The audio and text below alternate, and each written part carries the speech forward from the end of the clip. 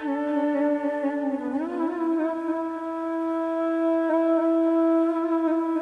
name. 93 nights, that means we've gone from January 14th until now. So we'll chant a few and you all can repeat.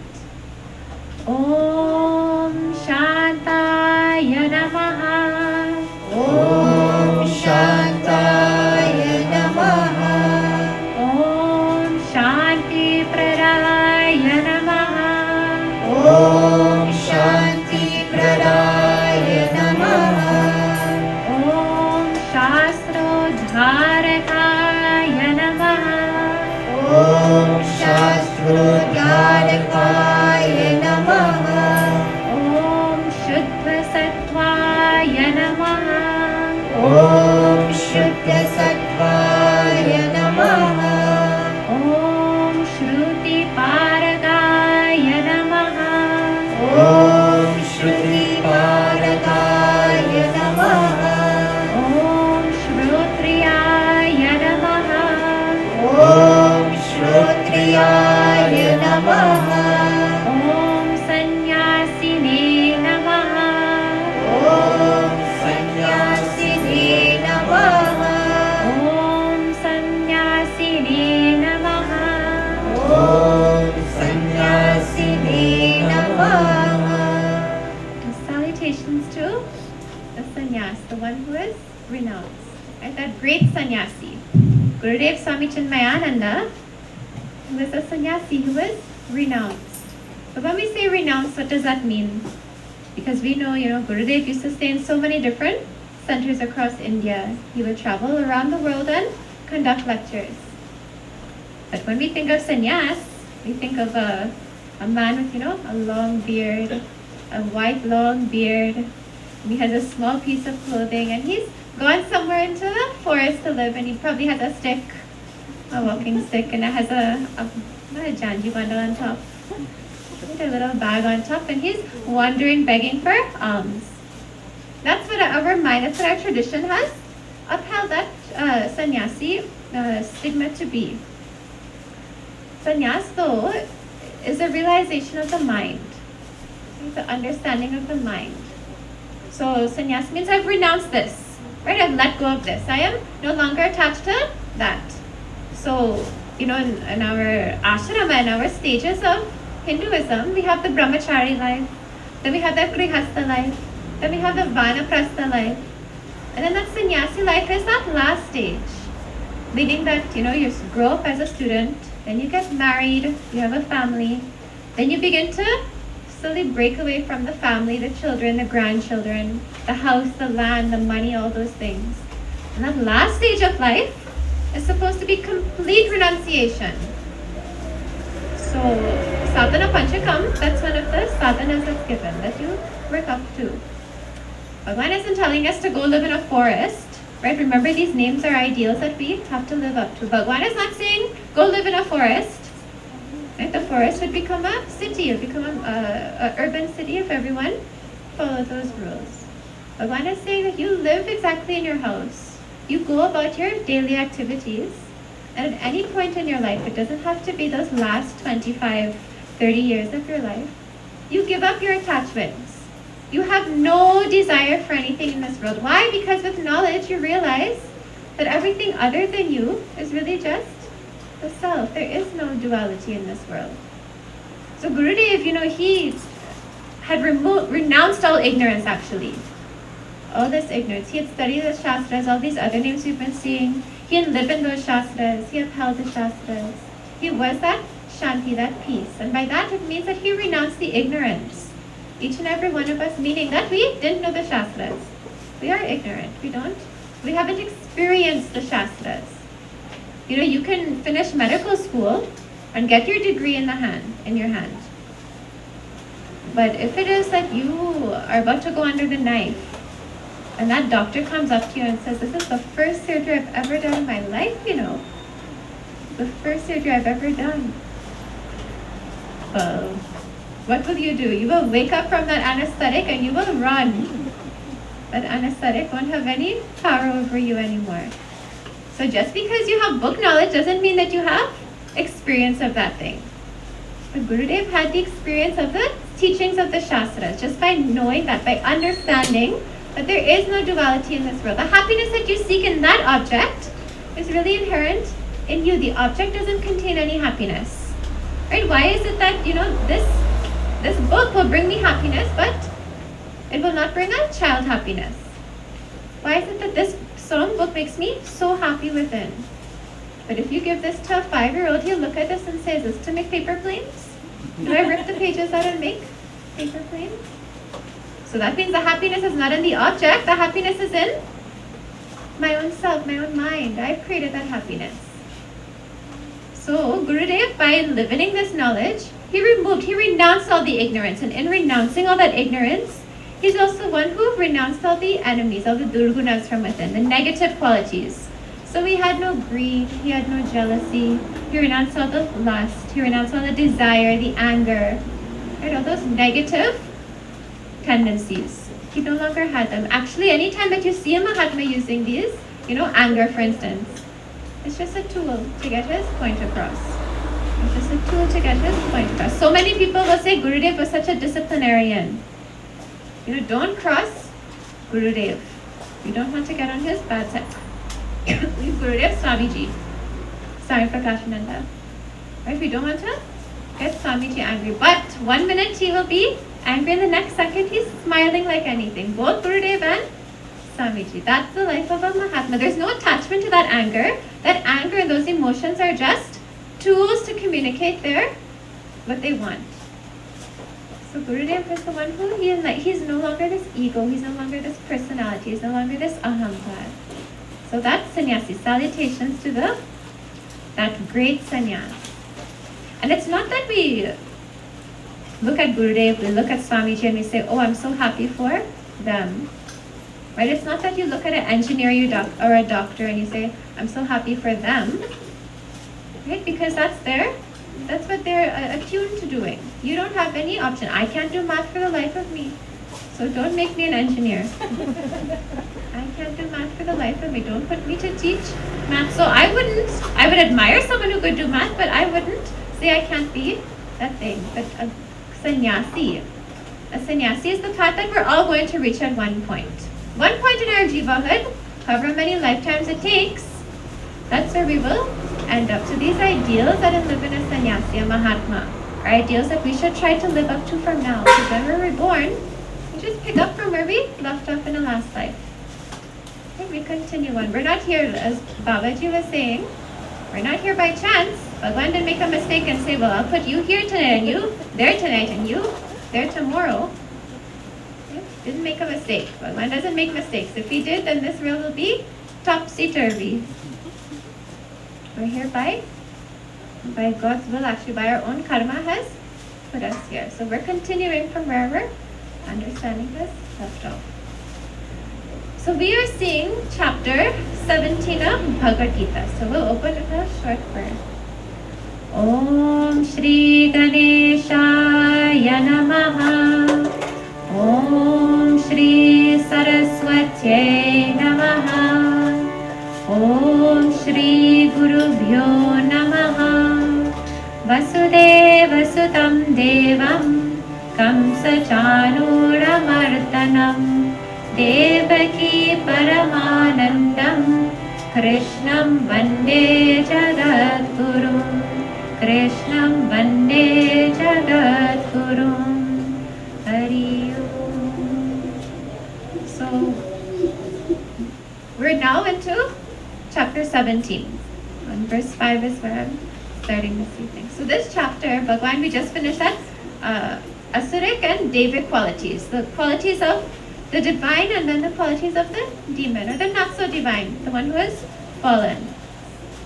And the last two verses of that chapter 16, Bhagwan is saying that, he hasn't even touched those Rakshasas, right? We haven't even touched those. They don't have any hope. Let's leave them. They don't have any hope. But the Asura, he has hope. He can lift himself by himself. And how do you do that? Well, Bhagwan says that Shastra Praman. You turn to the Shastras and they become your authority, by that simple fact, then you can lift yourself. Right? Meaning that the qualities that are invited there, the teachings, right, the knowledge, If you understand, you see, I can tell you that if you put your hand on a stove, it's hot. Don't touch it. It will burn you. But you will see, 9 out of 10 children will go and put their hand on the stove.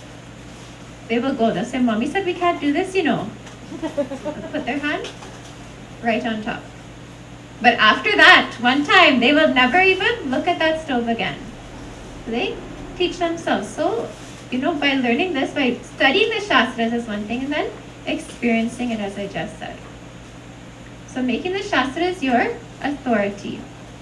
So Bhagavan goes into this chapter 17 now.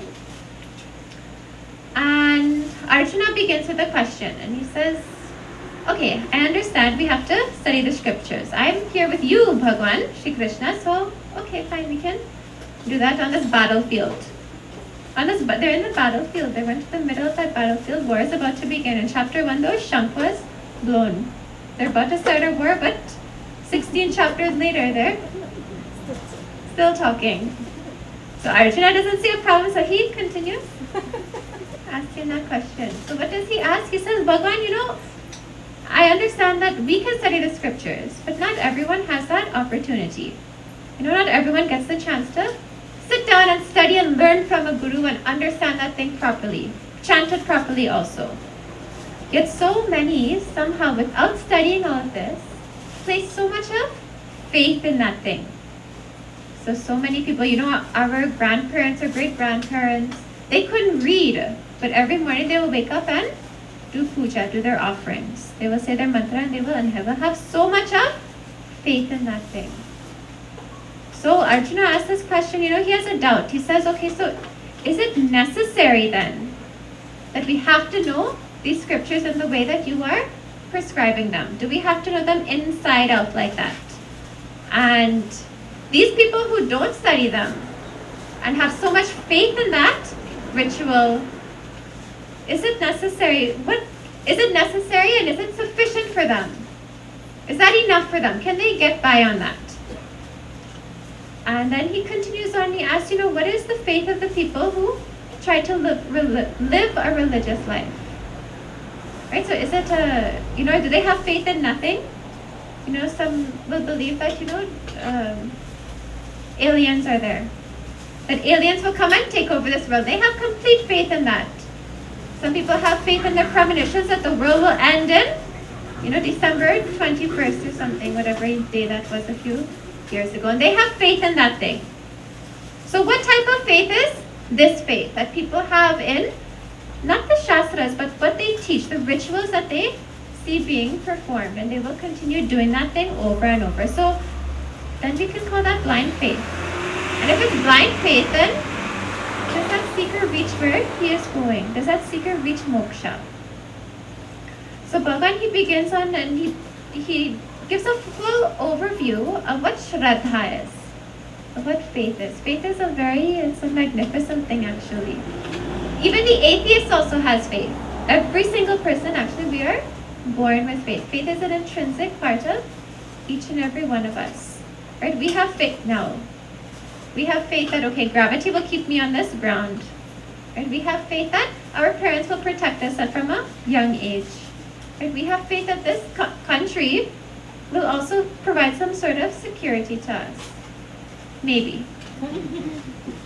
We have, but then the other side of this faith thing is it's not unconditional faith. So for instance, I have faith that my seatbelt will save me, yet when that car mash brakes and I tilt forward, I scream. Not me, eh? People like my mother perhaps. But I have faith, so I make sure I have my seatbelt on, but when somebody mash brakes, I scream out in fear. I no longer have faith in this seatbelt because I think this seatbelt will save my life. Yet I'm screaming out in fear. So faith is a very magnificent thing to sit down and do vichara on.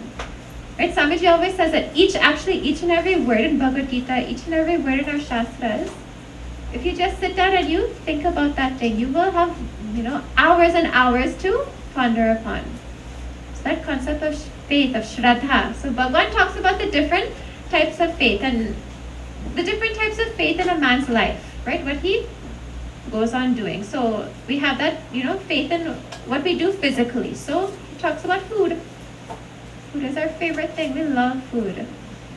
Food is what is the most, delusionary thing that we can, well, satsang is here tonight, but really we'll be getting food about 9 o'clock, If I go to that wedding, they'll be serving food there instead. So I'll go to that wedding instead because I'll get food there first. Satsang can come another night. So food is one physical. So what's our faith like in food?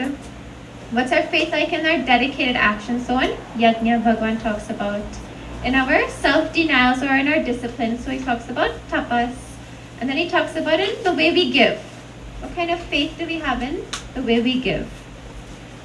So he will talk about faith, but it's the object of what we have our faith in that really changes the game, what matters. It's the object of the faith. See, I can have faith in Ravan, or I can have faith in Ram. But it's the object of what, and I will have complete faith in that thing. Right? The whole of Lanka had faith in Ravan, but that didn't make them good. That didn't make them any better. That didn't uplift them. That didn't help themselves. So it's the object of what we have faith in. So Bhagavan says in this chapter that it's sattvic faith that leads to perfection actually. Sattvic faith. So sattva, rajas and tamas are the three gunas, the three qualities that make up this entire world. Every single thing that you can possibly think of has these three qualities in them.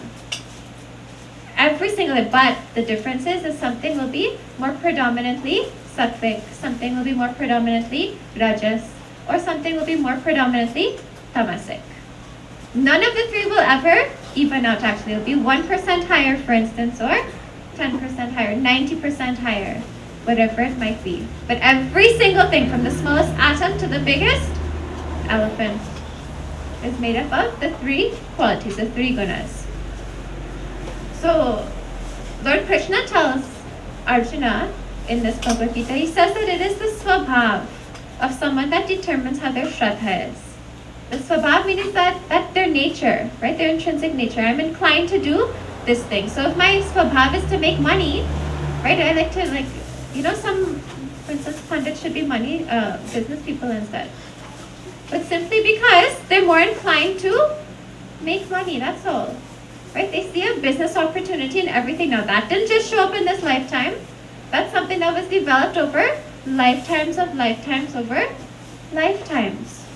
So the jiva, right, soul would be an okay word to use, but this jiva is made up of many various different impressions in it. Right, different impressions. So I told yesterday or day before that a small 2-year-old can beat a tabla very well, like a pro. Better than someone playing for 20 years. Or Uncle Kenny could play that drum like anything. Now that wasn't developed only in this lifetime. That was lifetimes before. That impression is there in that jiva. So that is brought into this world. So something will make you more sattvic, something will make you more rajasic, and something will make you more tamasic. So this nature, your swabhav, is determined by which one of these gunas is more predominant. Right, your nature. So if you're more of a Brahmin, if you're more inclined to studying, then that means that you've done a lot of sattvic things in your jivahood. Jivahood isn't a real word, so don't go. But just in your whole lifetime that this jiva has, not been realized. Right up into that point. So the nature is determined, the nature of one's swabhav, the way that I am is determined by my gunas, which are determined by my swabhav, right? Whether it's sattva, or whether it's tamas, or whether it's rajasic. In Kathopanishad, Bhagavan, he says that, yata karma yata shrutam. Our future is according to our karma, and our learning is according to the scriptures. So what we have convictions in. Convictions meaning shraddha, faith. Right? If I am absolutely sure that God does not exist, it is based on my past karmas. Remember, every single action determines, nothing happens by coincidence. Nothing happens just for fun. Nothing happens just because. Every single thing is calculated. Your freedom of choice happens in that moment. How am I going to respond? What am I going to do differently?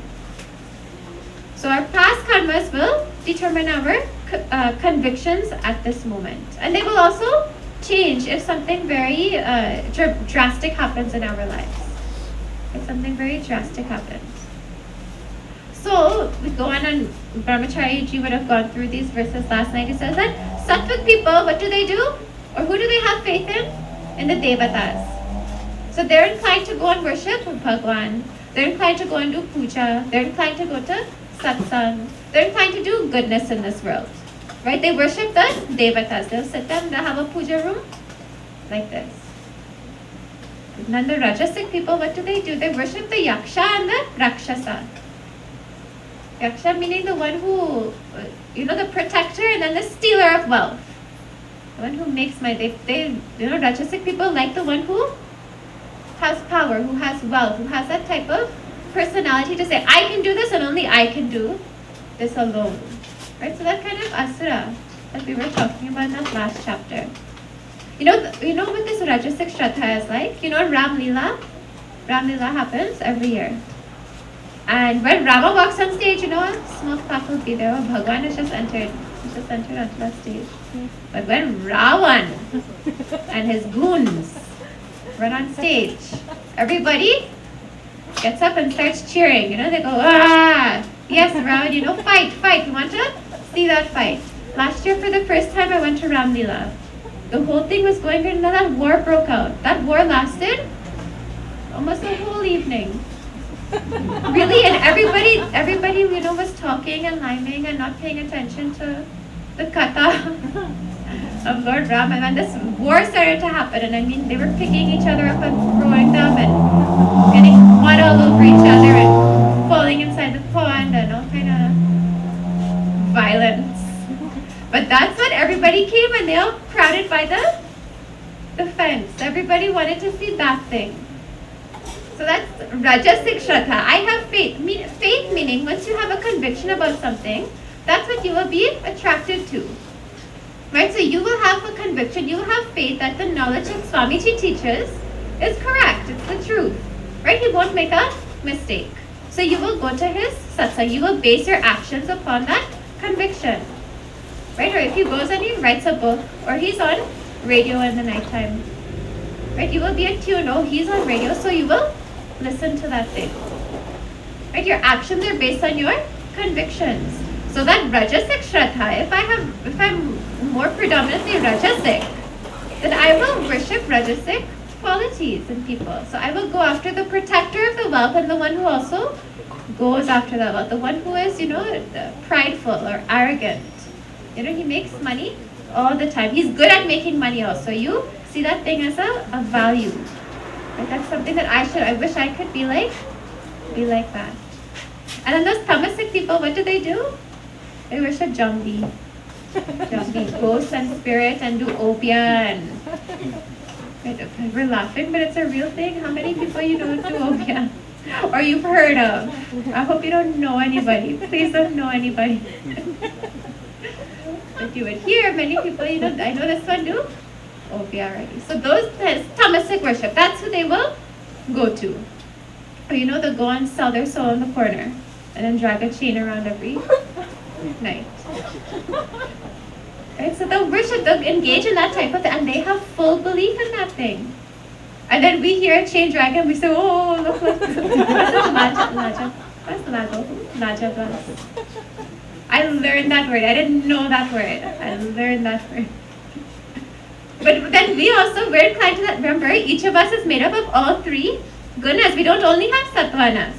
We'll also have tamasanas. So when we hear, a chain, it could be anything, it could be a phone knocking or something on your table. And you say, look, a chain dragging. And then you have full faith in that thing also. You also come hide, close the curtains, hide in your room, take off the light.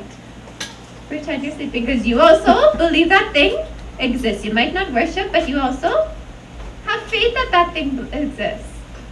So, our Shraddha is predominantly determined by these gunas. Right? So these three, so Bhagavan goes into the three, and then he says, what kind of Shraddha is it that we have? That's what this is there for. What kind of Shraddha do you have? Do I have? Not what kind of Shraddha your neighbor has. He's driving a train around. I knew he was tamasic.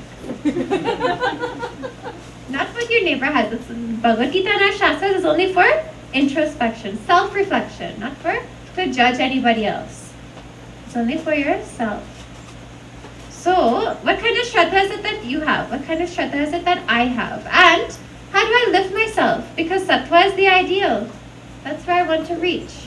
I shouldn't be okay with just having a tamasic Shraddha, being, worshipping all the lowly things in life. And we are so easy to convince ourselves. We say, this is all that I'm capable of. Or you see somebody, this desk, they'll look at this desk and they'll say, the desk is so heavy, they can't lift it. They wouldn't touch it. They don't know how much it weighs. This thing is empty. It's dense. But they'll look at it and say, I can't lift that. I need somebody to go and help me to lift that. And we convince ourselves that we are not capable of that thing. We love to put, the ego loves to pity itself. We love to make ourselves the object of sympathy. We love to pity other people even though we won't help them. And we love to receive that pity also. And that's why when you see a child, you see alligator tears, crocodile tears coming down his face. Because he hit his finger on the table or he didn't get a candy or something. He'll cry and because he wants that love up from his mommy or his daddy. And it starts from that age. And we just continue and continue and continue as we get older. So it's not that, by listening to Bhagavad Gita, chapter 17, I am tamasic. So in the next life when I come back, I'll be rajasic. And then in that life after, I'll be sattvic. So I have 3 lives to go until I reach moksha. That's not how it works. That means that you don't understand the scriptures. You haven't read the scriptures. Right? It's you're in this life. This human form is the form. This land of brought, this loka that brought us karma bhumi. Right? We work out our karma. We exhaust our karmas. But we also have the opportunity to do karma. We have the opportunity to say our prayers. We have the opportunity to discipline our mind. Right? If we don't and we're only desirous and we're cruel, then we come back as a lion in the next life. And we have to work out that karma. Because I told that lion, he's only desirous of eating. He only wants to kill. And he is cruel. He doesn't care who gets in the way. He doesn't have that faculty of discrimination. Right? So we get born back and we think, we'll be born back as a human in my next life, so I'll move up to Rajas. I'll gain some points in this life and I'll keep moving up. Right? But there's no guarantee that you'll be born back for the next 100 lives in a human body also. Or that you'll even be born back in this world. Right? There's no guarantee at all. So you have this opportunity and you have this life to do as much as possible. You could also die tonight. If we don't know how long we'll live for, Yamraj knows, Bhagwan knows. We think we know, because we like to know everything. Then we just waste this whole life, eating, drinking, and being merry. So Bhagwan says, what kind of Shraddha is it that we have? And he begins to list them.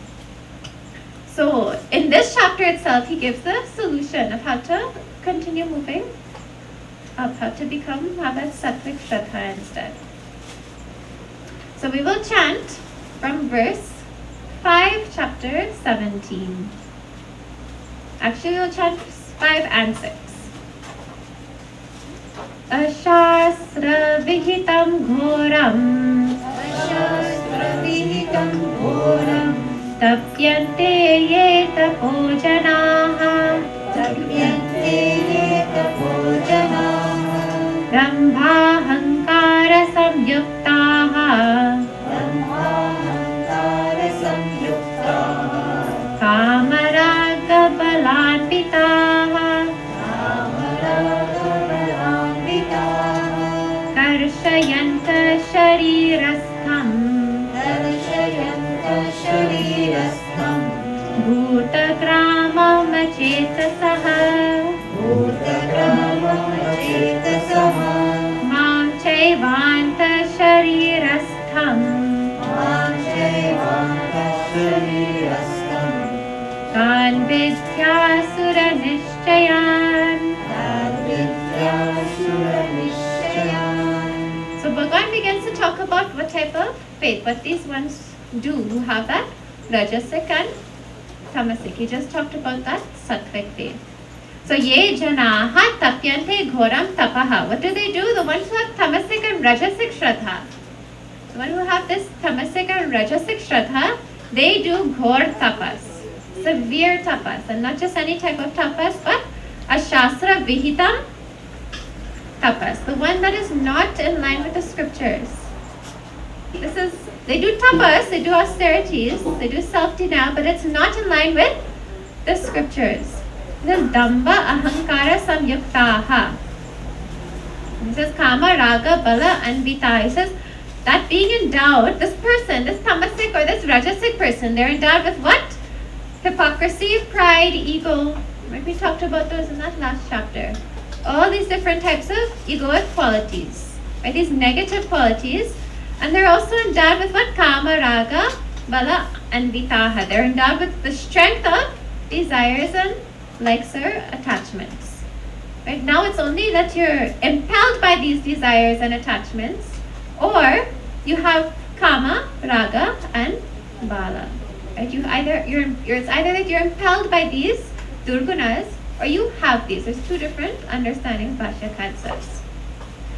And then he says in verse 6, Achetasaha karshantaha bhuta gramam sharirastam. So these tamasic and rajasic people who go and do severe tapas, what do? This tapas that they do is a tapas that causes pain to the body actually. They do pain to the body. They cause pain to the organs of the body without any ashasara vihitam, without any understanding of these scriptures. Right? So that means, you know in that movie, Da Vinci Code. Da Vinci Code. That man, he used to go and he'll beat himself, whip himself. Or if they believe that they did some sin, they'll go and whip their back 20 times on themselves.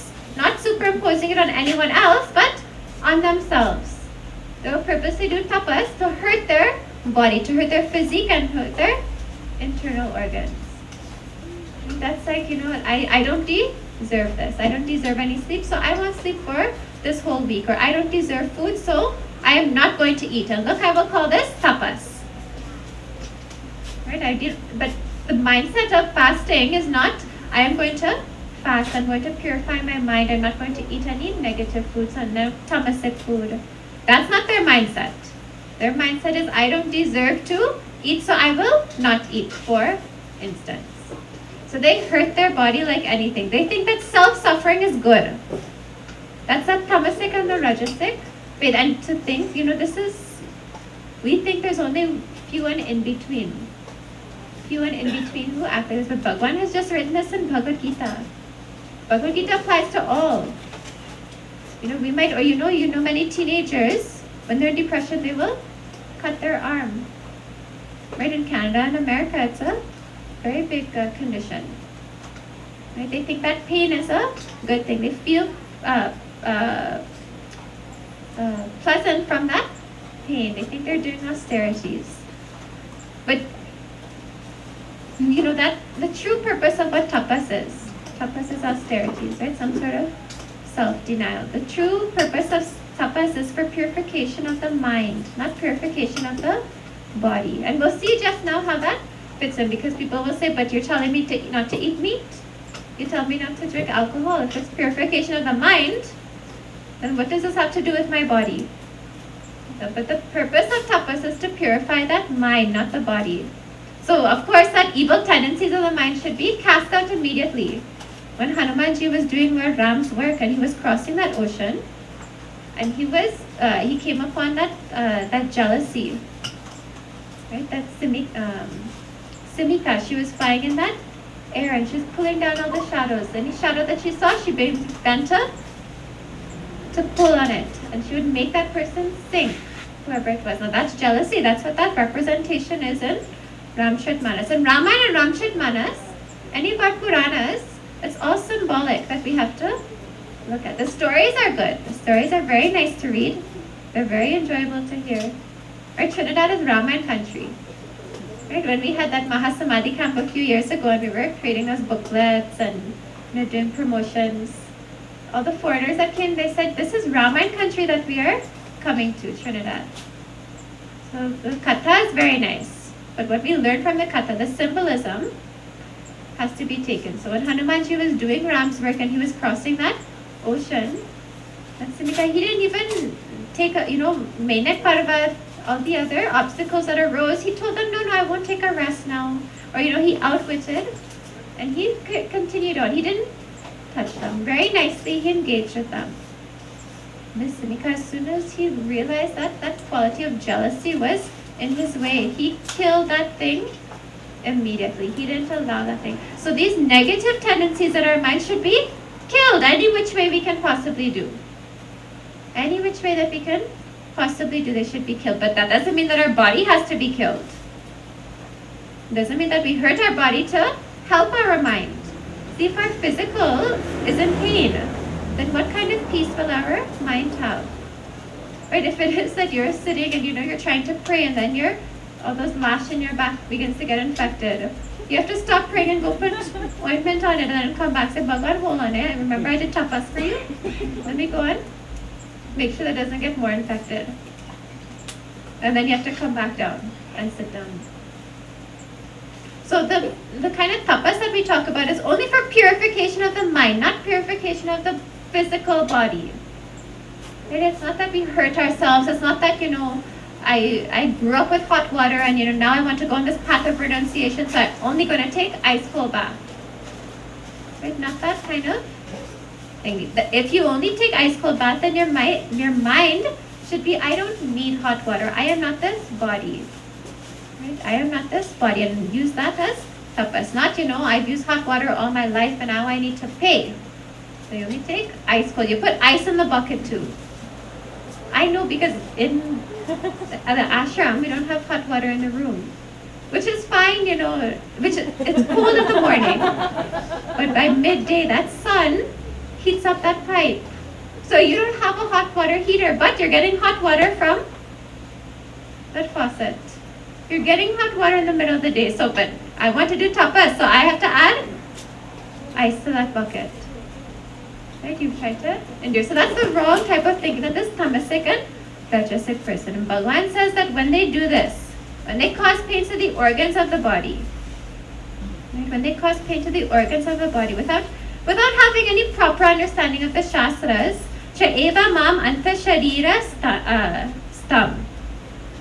What do? They hurt Bhagavan actually. Bhagavan says they hurt me. They hurt Bhagavan. Why? Because I told before, Bhagavan is pervasive in all. There's not two ways. Bhagavan is pervasive in all, including yourself. Every space within yourself also, Bhagavan is pervading. The space between you and me, Bhagavan is pervading. The thought that you have is Bhagavan also. The energy behind the thought that we're having is also Bhagavan. Now, when it is that you are purposely hurting yourself with that cruel intention in your mind, then you are hurting Bhagavan. The other side of that is that Bhagavan is telling you do this thing and to love yourself. Think about how much Bhagavan loves you. Right? Bhagavan loves you. Bhagavan wants you to do the correct thing. And he wrote, how many books we have in Hinduism? So many books he took the time to write in so many different forms over so many different yugas. So many books he has to teach us the right thing. And what do? We choose our own word. We write our own scripture. So it's like that mother is giving the rule and the child goes up and goes against it and he hurts himself in that process. That will hurt that parent also. So Bhagavan says that you hurt me. And Bhagavan says, Vidhitan asura nishchayan. He says, know these tendencies to be of the asuri determination. Asuri determination. These are thoughts, these are very similar to what was taught in chapter 16. Right? That asura, he sits there and he thinks he knows everything. He has his own morals and values. He doesn't believe that this world is upheld upon dharma. Dharma also doesn't exist. What he thinks is the right thing to do is the right thing to do. That's why we have wars in this world. What he thinks is the right thing to do is the right thing to do. And so if he thinks that hurting his body, this is a form of tapas, then he will do that thing and he better get some blessings also. Not just I'm doing this thing because, but I'm doing this thing to get some blessings. Right? That tamasic and rajasic person. And Bhagavan, so I told that so this is a tamasic and rajasic type of shraddha. That's the type of faith that he has. This is what he places his convictions within. Now he talks about what is it that man engages in and every single day. And I said, we'll talk about food. So I hope you're hungry. So we'll chant this verse 7. Aharastvapi sarvasya Aharastvapi sarvasya Trivido bhavati priyaha Trivido bhavati priyaha Yajnastapastatha danam Yajnastapastatha danam Tesham vedamimam shrinu Tesham vedamimam shrinu. So he discusses ahar, right? Ahar means food. If we take care of these 4 things, if we take care of food, our sacrifice, our yajna, our dana, our charity, how we give, and our tapas, then we are on the correct path of sadhana actually. If we take care of these things, if we pay attention to how we engage in these 4 different karmas, right? Bhagavan gives these 4 karmas. If we pay attention to how we engage in them, then we'll be good. We'll make it. So Bhagavan says, ahara apitu priya sarvasya. He says, food, which is priya sarvasya. Food which is dear, which is loved by all, sarvasya. Right? Food is actually one of the hardest disciplines to control. And it's so in the ashram, in other ashrams, and this is on radio, I hope we don't get a call tomorrow. In other ashrams, they get very simple food. In our ashrams, I don't know what kind, in our ashram in Trinidad, I don't know what kind of good karma, punya karma we did. But like for instance, during the course, almost all the time we was getting biksha, we was getting paneer and all kind of chana masala, all those nice foods, all the time we were getting. And then, now that isn't by accident. That's not by accident. We all end up in the same place, all with good food. But now it's also that person who's giving bhiksha to also give also. But it was also our karma to receive such good food. And so now we're supposed to be controlling our senses, controlling our tongue. Right? We're supposed to control our mind. But now we're getting all this good food, and now we're in the ashram and receiving it from the ashram. You have to take everything as prasad. What else to do? But how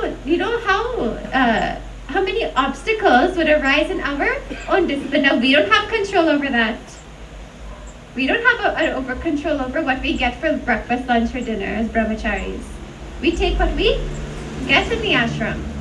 But we're supposed to have complete control. But when you eat that paneer, and it has that, what's that brand? Not shadi, Not shadi.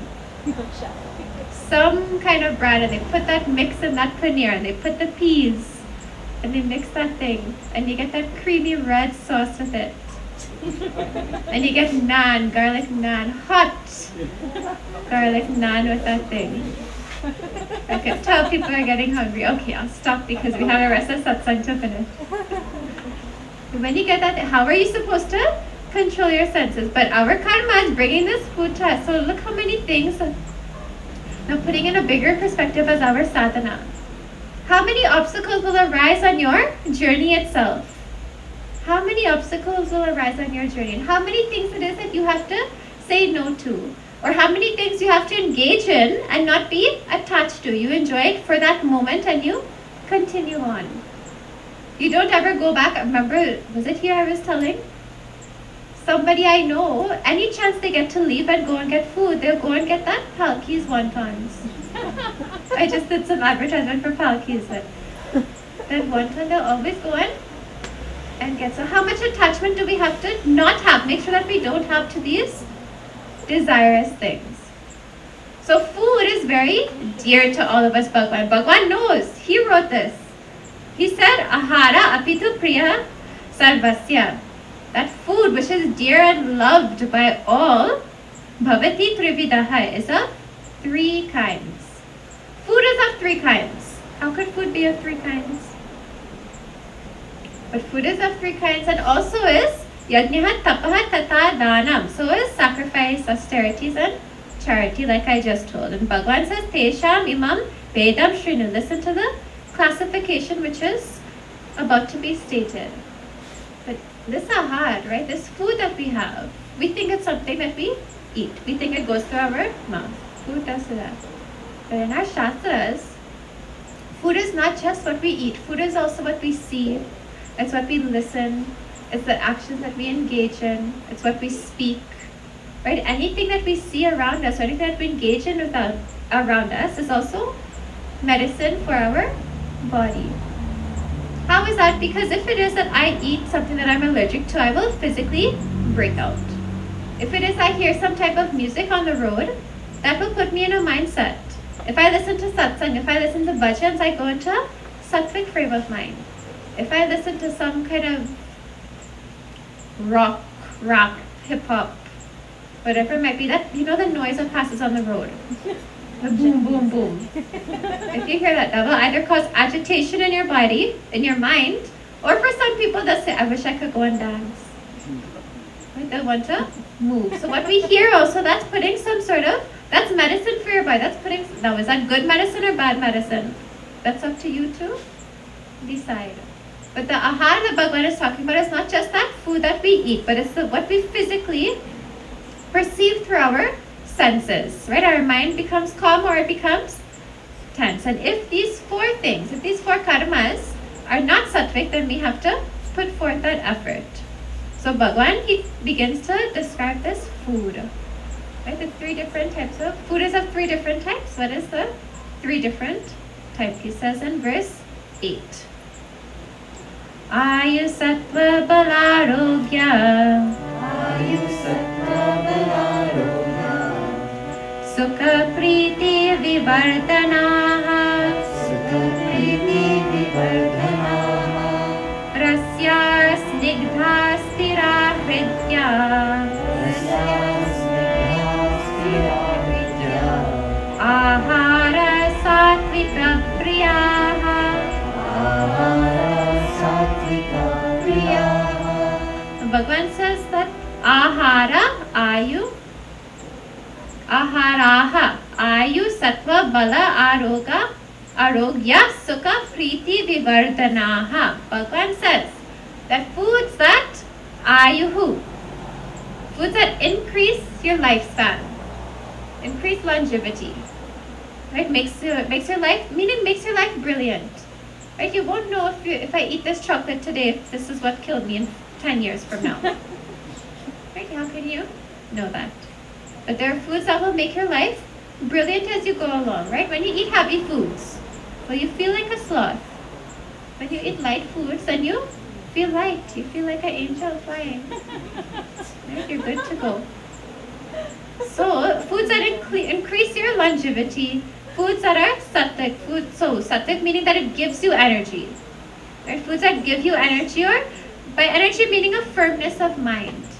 Like for instance, these days when I've been doing satsang, I'm making sure that I'm not eating anything too, tamasic. Next thing you know, I hope next thing you know you come up here and you put everybody to sleep.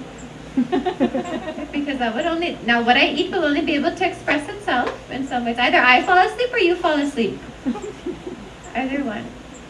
So the foods that give you energy or firmness of mind.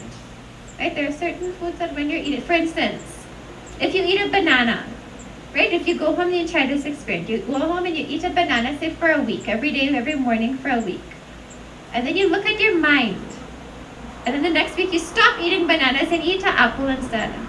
And then you observe your mind. Oh, bananas are the food of monkeys. Really? Bananas? Monkeys love bananas. And monkeys are what? Monkeys are calm and patient. Monkeys are chanchal like anything. Rajasic like anything. So the foods that you eat will have some sort of effect on you. So now Rajas is also needed to engage in the work. You need to have all three gunas in you. Right? Don't ever say, I wish I was more this at any point, or I wish I didn't have this in me. We need tamas, for instance, to go to sleep. Right? We need sattva to write an exam or to do something perfectly, right? To coordinate something. We need rajas to be able to speak. So we need all three gunas, but the sattva, the one that gives you that firmness of mind. Bhagwan says, and the one who gives you bala, gives ability to the body and organs. Right? The one that gives that strength to the body and the organs. I just told paratha roti or heavy food will put you to sleep. That's not energy for the body and organs. That's energy to sleep. I get some energy to sleep now. Or arogya, one that is good for your health. Right? Food that is good for your health or makes you more healthy. Food that is sukha, pleasant in taste. Right? Pleasant in taste. Or priti, which is visually or physically satisfying. So some places you go to a restaurant and they'll place it nice on the plate. All the food will be divided up nicely. The peas aren't touching the carrots. Right? Everything is divided up very nicely, beautifully on that plate. And then you eat it. You put some in your mouth. A big bite too, because it looks good. And then what happens? Well, the food will have no salt. You realize the food actually have meat in it. Right? You realize all kind of madness going on that plate. So that's physically beautiful, right? It's visually appealing, but it's not appealing, satisfactory to your taste buds or to your mind, whichever one will look at that just now. So foods that are visually and physically satisfying, and foods that increase all of these things. Right? Foods that increase all of these things. Bhagwan says that rasyaha snigdaha, foods that are also savory or tasty, and foods that are oily, snigdaha. Foods that are oily, meaning ghee. Right? Ghee. In India, many people will take a spoon of ghee and have that, or they'll have that first thing in the morning. Right? They'll just eat a spoon of ghee, not the ones you buy in the grocery in a tin can for $100 and something. But real authentic ghee, right? No preservatives added. Right?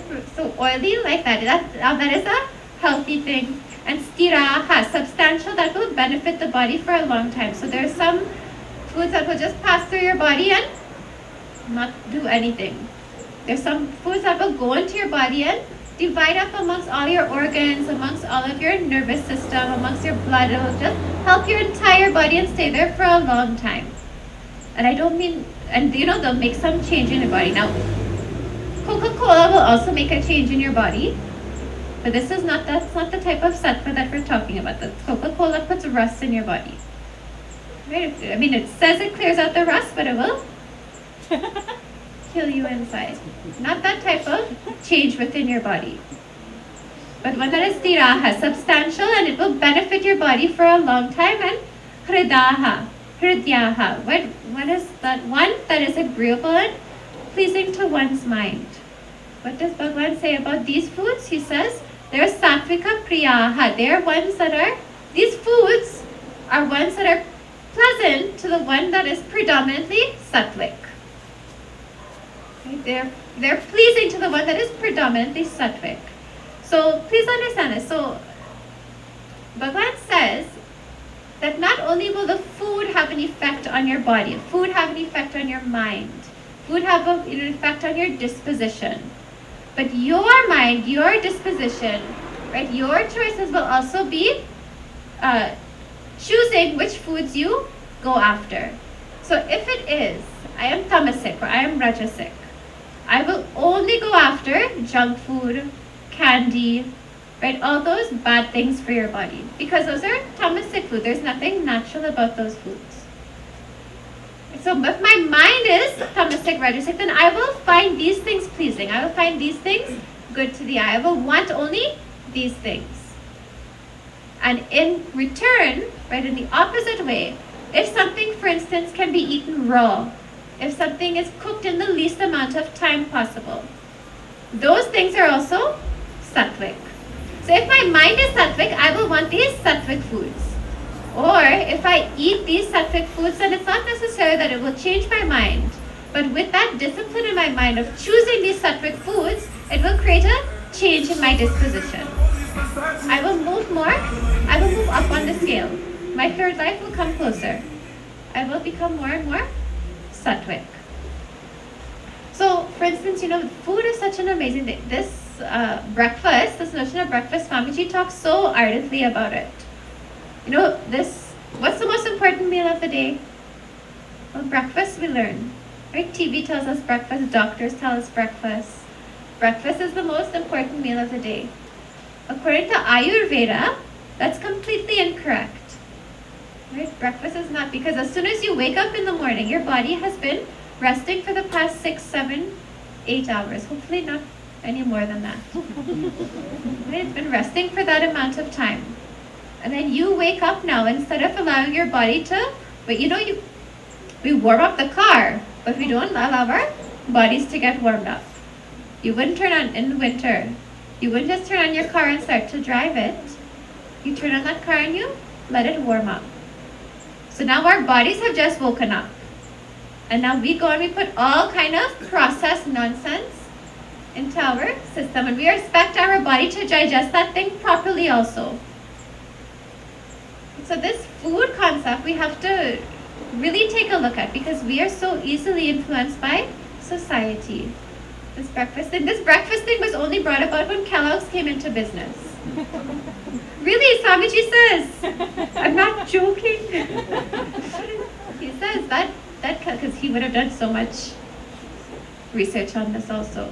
But breakfast only came about when Kellogg's came into existence. And they said breakfast is the most important meal of the day. Here, eat this cereal. Right? Eat this thing first thing in the morning as soon as you wake up. So we say, okay, breakfast is the most important. Then we say, but let's go out for dinner. And when you go out for dinner, they never give you the portion that's to your size or to your appetite. They give you more than you could possibly handle. And if they don't give you more in one plate, then you order 2 or 3, and then you really can't handle it. But we stuff and we stuff and we stuff. So a heavy meal at that hour of the night, right past 5 or 6 p.m. is also not okay. It's not a good thing to do, because then that food is resting in a body that's about to rest also. That body now has to wake up and digest when that body is supposed to be sleeping and regenerating. So that is that sattvic, the foods that increase longevity, right, that help you live longer. And not longer, think back to when your grandparents or your parents or your uncles or whoever in the community, in the village, would have been eating raw. Like, I know my great-grandmother, she used to only have things raw. She'd only cook food herself.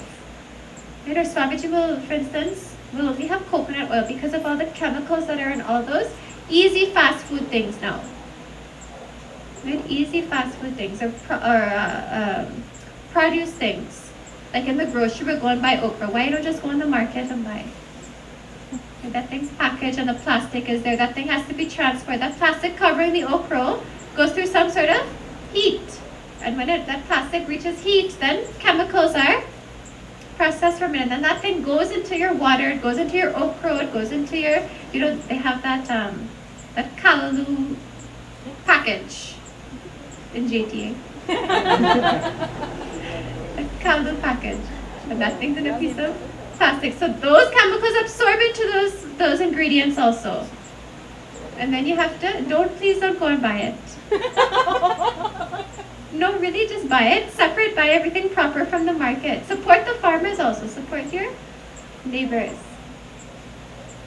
Right, but just thinking logically, we think, okay, we only want fast things, easy things. And we think, okay, this GoPro is packaged in the grocery. This is good to have. Or it's in the frozen section. Look, I'm eating vegetables. Now that's an easy fix. Our grandparents and ancestors didn't have a freezer to package all those things, and they picked everything fresh 3 times a day. And look how long they lived. Right? So foods that increase longevity, foods that increase your energy and your firmness of mind. Those are the type of sattvic foods. That's that sattvic food. And then Bhagavan goes into verse 9. Katvam nalabanat not yuhu. Natikshnar uksha vidahinyaha.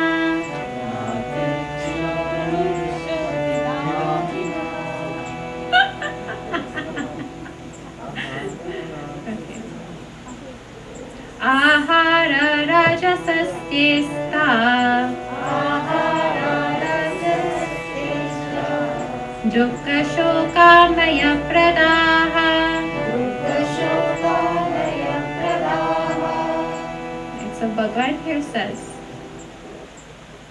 Katu amla lavana atyushna tikshna ruksha vidahinaha. So what are the rajas foods? What are the rajasic foods? That which is katu, right, which is bitter, that which is sour, salty, spicy, pungent, dry, burning, all those type of foods. So you know how we like to put pepper on our plate? That's rajasic.